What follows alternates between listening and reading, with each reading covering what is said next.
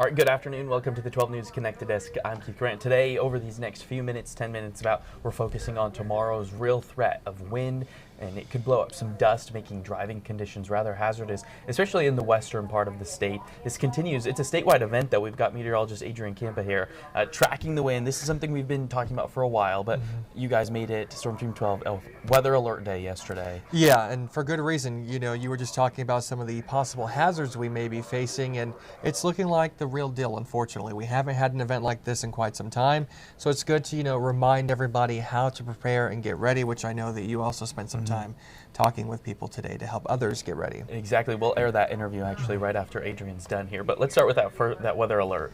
So Keith, it starts tomorrow at 6 a.m. all the way until 6 p.m. Thursday, so it is a 12-hour event that we're going to be highlighting here across Kansas due to high winds also allowing, don't want to ignore this hazard and threat as well, extreme fire danger. Again, much of Kansas will be impacted. So we have seen an upgrade for most of the state and a high wind warning. All the counties you have highlighted right there.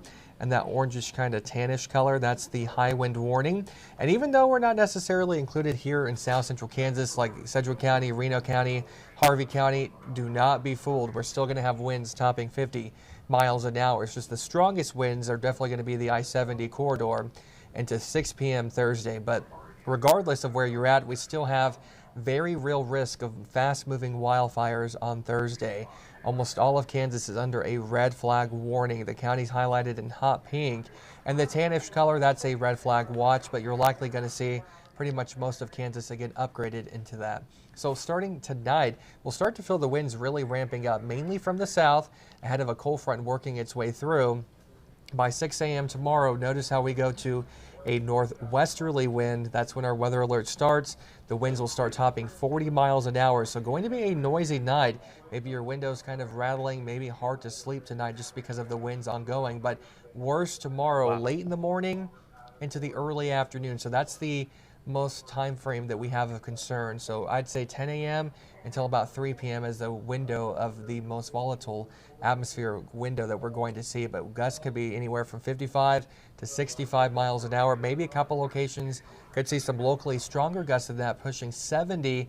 And that's going to allow for very hazardous travel, blowing dust, blowing dirt, allowing for low visibility at times, but also high profile vehicles need to be especially on guard because these type of winds can easily knock over those semis traveling primarily the I-70 corridor, but even into South Central Kansas. Notice Pratt County, it's not impossible that we still have winds topping 55 to even 60 miles an hour. So that's why we're very concerned for Thursday.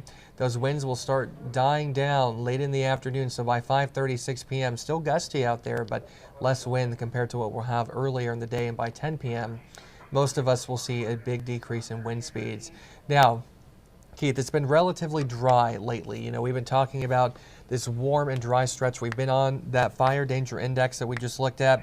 It had some 7s, 8s, and 9s on it. Wow. That really gets our attention because once you notice how we go from minimal at 0 to extreme as a 10. So we're almost maxed out in spots across Northwest into parts of North Central Kansas, even into South Central, that 7 for Hutch. Once we start getting that 7, 8, 9, and 10 range, that's a big concern for us because, we have a big wildfire history here in Kansas. We know what these big windy days can do. Now, even though the drought's not as bad as what we had a few years ago, it's still been dry recently. We're heading into the winter season. Everything's really dried out now.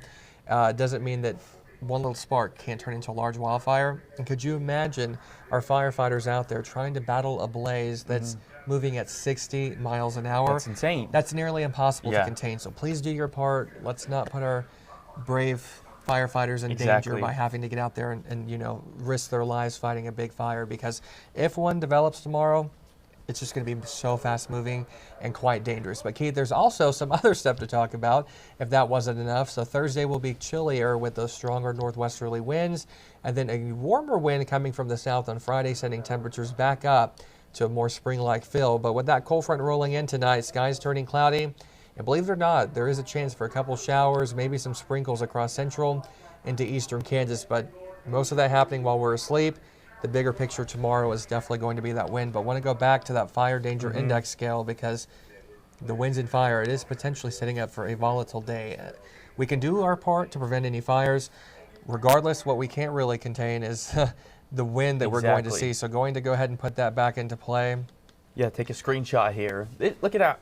That's extreme wind right there. So another concern is maybe some minor roof damage, like shingles being blown off. We could have, you know, your trash cans down the street potentially missing. Holiday decorations. It's Christmas time. Yeah. Your holiday lights, your inflatables. You know, my neighborhood is full of them. Need to make sure Yeah, they are especially with secure, because those you don't want your thicker Santa ones. down the street. Well, that and even the thicker ones, I mean, a little bit more darker here, but if it rams into someone's car, then you've damaged someone's car there. Exactly. So your patio furniture as well. Yeah. So that's why we're trying to get you ready.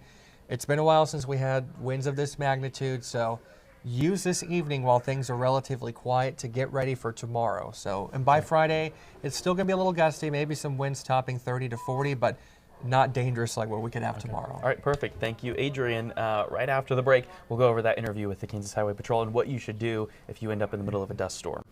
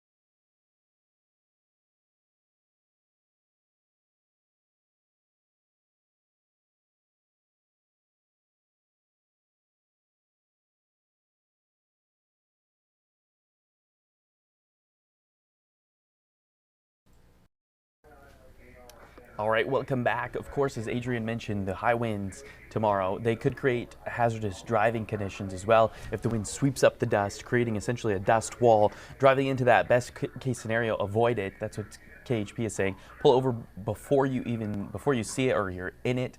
But if you do end up in a sudden dust storm, KHP has some tips for you. I talked with Trooper Todd out in Troop D, that's the Hayes area.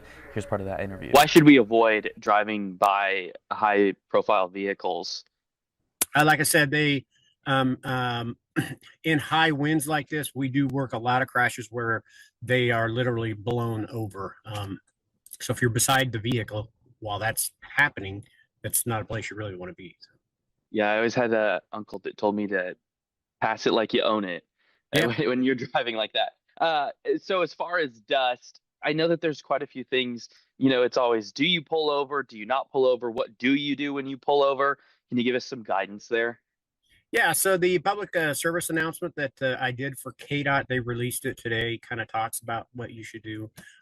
Like I said before, if you see blowing dust across the road, especially if you cannot see through it, don't drive into it. Just pull over before you get into it, wait it out, because these things generally don't last a long period of time.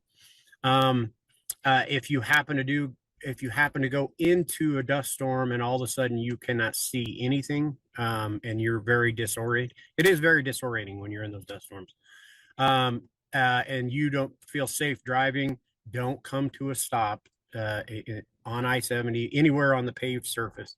Turn your wheel to the right, slow down, turn your wheel to the right, go as far into the ditch as you possibly can.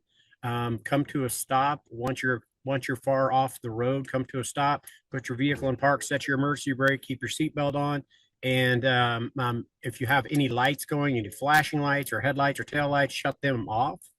And the reason for that, the theory behind that is if someone else is disoriented in that storm and they see your flashing lights, they may think, oh, they're on the road, I need to go that way, and so it could draw attention to you or draw vehicles to you. All right, that was Trooper Todd once again with Troop D, the Kansas Highway Patrol based out of the Hayes area. He's worked multiple dust storms, and he wants you to be ready for tomorrow.